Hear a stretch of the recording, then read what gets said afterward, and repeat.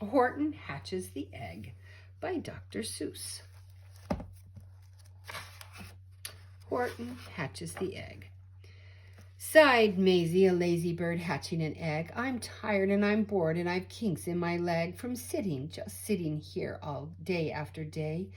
It's work, how I hate it. I'd much rather play. I'd take a vacation, fly off for a rest, if I could find someone to stay on my nest. If I could find someone, I'd fly away free. Then Horton the elephant passed by her tree. Hello, called the lazy bird, smiling her best. You've nothing to do, and I do need a rest. Would you like to sit on the egg in my nest? The elephant laughed. Why, of all silly things, I haven't feathers and I haven't wings. Me on your egg?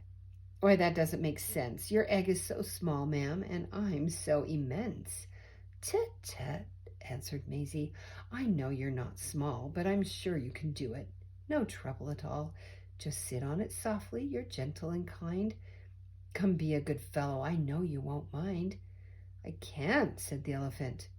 Please, begged the bird. I won't be gone long, sir. I give you my word. I'll hurry right back. Why, I'll never be missed. Very well, said the elephant, since you insist. You want a vacation, go fly off and take it. I'll sit on your egg and I'll try not to break it. I'll stay and be faithful. I mean what I say. Toodaloo, sang out Maisie and fluttered away. The first thing to do, murmured Horton. Let's see. The first thing to do is prop up this tree and make it much stronger than that has to be done. Before I get on, I must weigh a ton.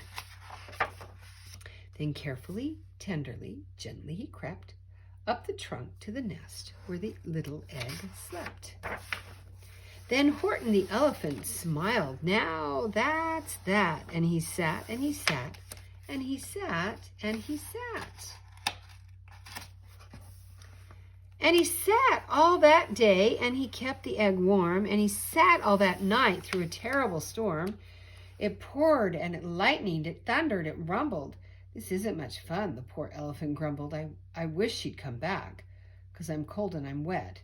I hope that Maisie bird doesn't forget. But Maisie by this time was far beyond reach, enjoying the sunshine way off in Palm Beach and having such fun, such a wonderful rest. Decided she'd never go back to her nest. So Horton kept sitting there day after day. Soon it was autumn, the leaves blew away. And then came the winter, the snow and the sleet, and the icicles hung from his trunk and his feet. But Horton kept sitting and said with a sneeze, I'll stay on this egg and I won't let it freeze. I meant what I said and I said what I meant. An elephant's faithful, 100%. So poor Horton sat there the whole winter through, and then came the springtime with troubles anew. His friends gathered round and they shouted with glee, Look, Horton the elephant's up in a tree. They taunted, they teased him, they yelled, how absurd. Old Horton the elephant thinks he's a bird. They laughed and they laughed and they all ran away. And Horton was lonely. He wanted to play. But he sat on the egg and continued to say, I meant what I said and I said what I meant. An elephant's faithful, 100%. No matter what happens, this egg must be tended. But poor Horton's troubles were far, far from ended. For while Horton sat there so faithful, so kind, 3 hunters came sneaking up softly behind. He heard the men's footsteps. He turned with a start. 3 rifles were aiming right straight at his heart. Did he run? He did not. Horton stayed on that nest. He held his head high. And he threw out his chest and he looked at the hunters as much as to say, Shoot if you must, but I won't run away. I meant what I said and I said what I meant. An elephant's faithful, 100%. But the men didn't shoot, much to Horton's surprise. They dropped their 3 guns and they stared with wide eyes. "Look," they all shouted. "Can such a thing be? An elephant sitting on top of a tree? It's strange. It's amazing. It's wonderful. New. Don't shoot him. We'll catch him. That's just what we'll do. Let's take him alive. Why, he's terribly funny. We'll sell him back home to a circus for money." And the first thing he knew, they had built a big wagon with ropes on the front for the pullets to drag on. They dug up his tree and they put it inside, with Horton so sad that he practically cried. "We're off," the men shouted, and off they all went, with Horton unhappy 100%. Up out of the jungle, up into the sky, up over the mountain, 10,000 feet high, then down, down the mountains, and down to the sea went the cart with the elephant, egg, nest, and tree. Then out of the wagon and onto a ship, out over the ocean, and ooh, what a trip, rolling and tossing and splayed with the spray. And Horton said day after day, "I meant what I said, and I said what I meant. But oh, I am seasick 100%. After bobbing around for 2 weeks like a cork, they landed at last in the town of New York. "All ashore," the men shouted, and down with a lurch went Horton, the elephant, still on his perch, tied onto a board that could just scarcely hold him. Bump! Horton landed, and then the men sold him. Sold to a circus! Then week after week they showed him to people at 10 cents a peek.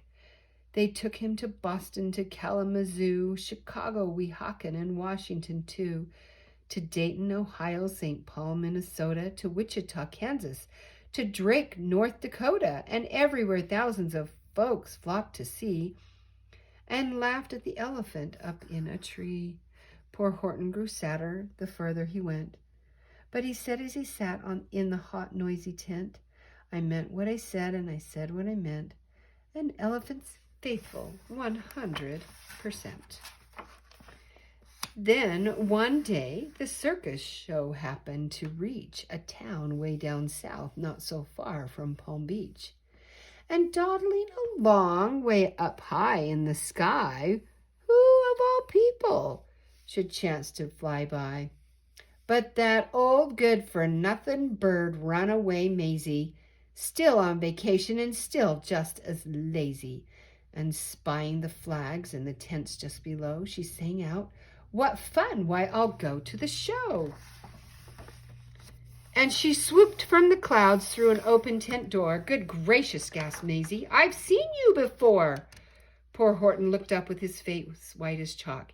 He started to speak, but before he could talk, there rang out the noisiest, ear-splitting squeaks from the egg that he'd sat on for 51 weeks. And thumping, a bumping, a wild, alive scratching. "My egg!" shouted Horton. "My egg! Why, it's hatching!" "But it's mine!" screamed the bird when she heard the egg crack. The work was all done. Now she wanted it back. "It's my egg," she sputtered. "You stole it from me.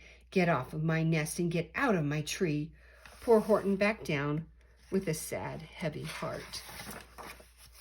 But at the very instant, the egg burst apart, and out of the pieces of red and white shell, from the egg that he'd sat on so long and so well, Horton the elephant saw something whiz.